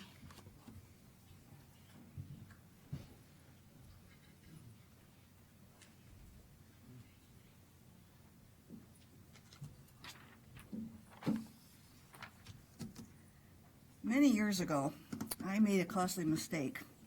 We received a letter to the editor that bordered on being libelous, so I had a local friend who was an attorney, and I gave it to him. He gave it to his partners.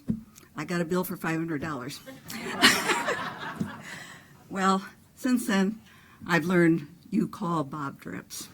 You don't spend money on letters to the editor when you have that Bob at your beck and call every day. The Wisconsin Newspaper Association's legal hotline has been around for decades, and for the past 30 years, it has primarily been the voice of Attorney Bob Dreps on the other line, on the end of the line. Bob has worked tirelessly for our members, answering hotline questions, fighting open meetings and open records battles, and arguing media law cases before state and federal courts. Bob has been the news media's voice before the Wisconsin legislature in regard to public access legislation and local boards on open government policies. Having one of the nation's top defenders of open government within the reach of your telephone is definitely one of the greatest benefits of the Wisconsin Newspaper Association membership. Some quotes from nomination letters for Bob included Greg Walker of the Lakeland Times. Bob's belief in open government and transparency is pure. That is, his stance on open government policies is not contingent on whether the policy will advance any particular political agenda. His agenda is openness, period. And that is rare these days. He can argue his points and agree to disagree and not hold grudges or allow polarization. Steve Dubay of Hudson summed up how most of us feel about Bob. You're always the most important person in the world when Bob picks up the phone. After listening to your inquiry, however sophomoric, he quickly digests the facts and offers guidance, speaking in layman's terms like a peer as opposed to a seasoned litigator and brief writer.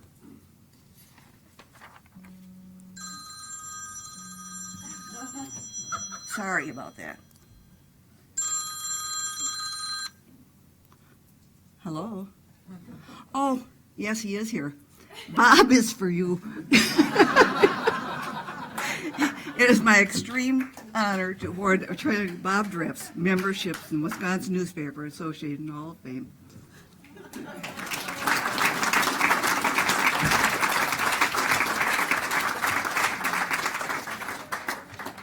That was perfect. Thank you, Karen. Thank you so much. So nice.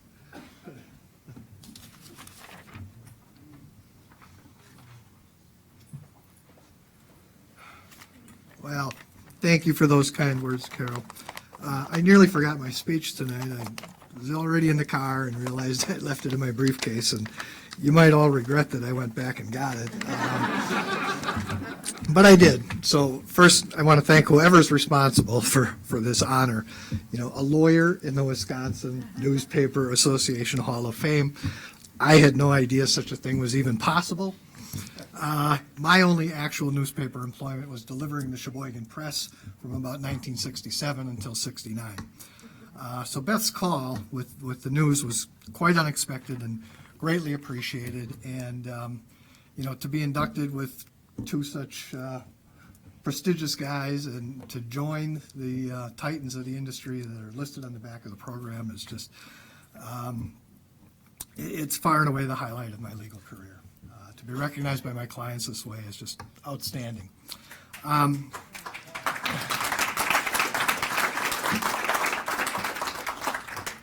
want to thank my law firm, Godfrey and Kahn, and especially Brady Williamson, who built the firm's media practice and has been my mentor and friend for many years. And I want to thank my family for their support over the years. My dad, Bert, is here tonight, and my stepmom, Marge. My sister Kathy is here, and my daughter Katie, or my daughter Abby. Katie couldn't be with us tonight. She's in France teaching English, couldn't travel quite that far. And especially, I want to thank my wife Betty. My parents helped me believe that I could accomplish anything I put my mind to, and they sacrificed to make sure that happened. I was the first in my family to go to college, and of course to law school. But I could not have done it without Betty. Her refusal to marry a college dropout prompted me to conclude my 8-year undergraduate career, and her support got me through law school and more than 30 years of practice. Thank you, Betty. I also want to thank the good sisters at St. Peter Claver Grade School who helped a shy boy get comfortable with public speaking by doing the readings at weekday and very early Sunday masses. Thanks, sisters. After 50 years, I can report that it's working. I'm almost there.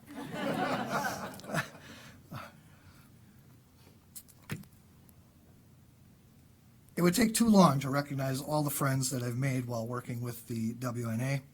I'm gratified to see so many of you here tonight, but I could not sit down without acknowledging Dave Zwiefel. Brady was successfully defending an invasion of privacy suit against the Capital Times when I started with the firm. At every meeting during the case, Dave solicited and paid attention to the thoughts of the young junior lawyer and gave me the confidence that I had something meaningful to contribute. So thanks for that, Dave. I've always said and believed that I have the best legal job in Wisconsin. Arguing in favor of free speech and government accountability meant that my cause was always just, even though courts sometimes ruled against my clients. Representing journalists meant never having to question my clients' good faith. Even when mistakes were made, they always were simply trying to get the story right. I'm most proud of our firm's work defending the news media from liability for defamation. For 30 years now, the average verdict against news media defendants in cases tried to a jury has been over $1 million. But that's a national average, not in Wisconsin. Our firm has successfully defended close to 36 media defamation cases over that period and never had to face a jury. There were a handful of settlements, but I recall only 2 by newspaper clients. One paid $30,000, the other only $4,000. Both well below the cost of defense and puny by national standards. Every other defamation case was won by motion and upheld on appeal. And today, because there is no history of success in this state, few defamation plaintiffs even try anymore. In the words of a recent presidential candidate, please applaud.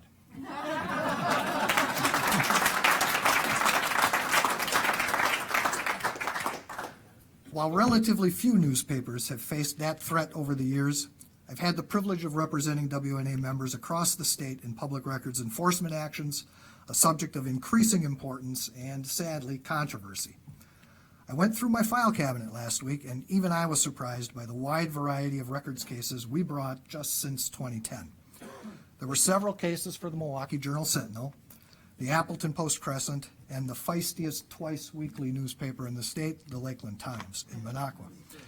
But we also brought actions for my local newspapers, the Wisconsin State Journal and the Capital Times, and others around the state. Ashland Daily Press, the student newspaper UWM Post, Racine Journal-Times, Wisconsin Dells Events, Eau Claire Leader Telegram, the Baraboo News Republic, Sparta Herald, Marshfield News Herald, Lake Geneva Regional News, Stevens Point Journal, Fond du Lac Reporter, Watertown Daily Times, the Press Gazette in Green Bay, Juneau County Times, Waukesha Freeman, and the Herald Times in Manitowoc. We were able to take on that impressive number of cases despite the difficult economic conditions for newspaper industry because of the strong fee-shifting provisions in Wisconsin's open records law, and the firm's willingness to allow me to offer clients alternative billing arrangements. Litigation can be a lot of fun, but my favorite part of the media practice has always been answering hotline calls. First, every hotline call had the potential to be more interesting than whatever I was working on at the time, especially if that was an insurance matter, of which I did quite a few early in my career. More important, of course, was that each call presented the opportunity to give the right advice, to get the record or open the meeting so that the news could be reported, or how to write the story to minimize the risk of liability for defamation or invasion of privacy. I got to know many reporters, regular callers, editors, and even a few publishers over the phone. Hi, Greg. Oh, he's gone. And the number of suits avoided through the WNA-sponsored service could never be counted. There are, of course, many challenges ahead, particularly in the area of public records access. Unfortunately, there should be no doubt that the supporters of the attempt to neuter the open records law over the Independence Day weekend will try again. That effort was aptly described by the Lakeland Times as nothing less than the attempted murder of honest government. No hyperbole there. But we learned anew the depth of public support for that law. Indeed, opposition to the Finance Committee's sneak attack on the open records law was about the only issue on which Wisconsin citizens across the political spectrum have united in over 5 years. The immediate and unanimous public opposition to that proposal is the most positive sign in many years that Wisconsin will maintain its longstanding commitment to transparent government, and it inspires hope that this commitment will not only be maintained, but strengthened. The WNA has always been at the forefront of that effort, and I have been proud to assist. I want to assure you that I will stay involved as well, both as a member of the Wisconsin Freedom of Information Council and as of counsel to my law firm. So if you need my help, feel free to call. Although I will no longer be reporting for duty every day, you will be in good hands with Dustin Brown, who was an actual journalist before going to law school. and with James Friedman, who's been a key member of the media team for 20 years, and of course Brady Williamson remains to lead the practice as he has for more years than I should mention. Finally, I want to thank Beth Bennett for her support over the years. I didn't know Beth when the WNA board hired her nearly 6 years ago. I did know several of the applicants quite well, as some of you know. So I didn't quite know what to expect back then. Now I can say, and I believe there's consensus on this, that Beth has brought energy and fresh ideas to the position, well beyond what the other candidates offered, and the board plainly made that right decision. So I'm happy to be able to step away from my day-to-day practice, confident that the association is in good hands, administratively and legally. I get to travel and spend more time with my best friend and our children. Hold on, I see some phones coming out. There's no need to call the investigative reporters. There is no more to that story, despite the cliche. But I want to thank you again for this honor, my friends, and I hope we'll meet again at this event for many years to come.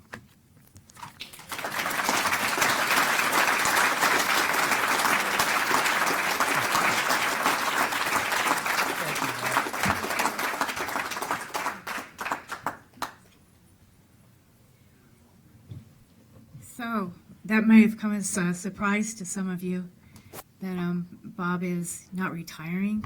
I will say we had our board of directors meeting today, and everyone said, "Is he really leaving? Is he going to go away? Is he not going to be around anymore?" I said, No. He's going to still be around to work with us in the future, and that's a good thing. So thank you for everything, Bob. That's the conclusion of our ceremony this evening. I want to thank everyone for being here, and I want to congratulate the inductees.